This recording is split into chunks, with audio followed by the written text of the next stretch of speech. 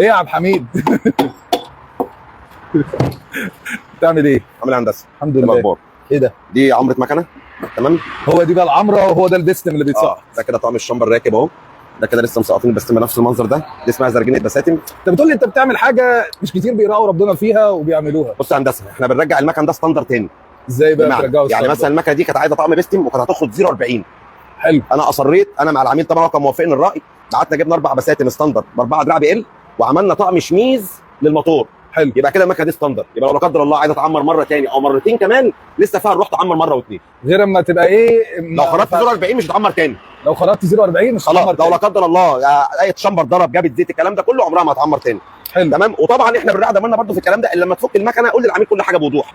مثلا عايزه طقم دبرياج وكده كده المكنه مفكوكه، فبالمره يفكها بدل ما يرجع يفك ويتكلف تاني وثالث بالظبط. ورابع. غيرنا برضه طقم دبرياج جديد عشان كان واضح طقم دبرياج كان متهالك يعني خالص. انت كده ظبطت له العربيه دبرياج بموتور، يعني كده خلاص ناقص الفتيس بس. واوفر من الشورت بلوك. يعني انا بفكر اجيب شورت بلوك مش مضمون واغلى.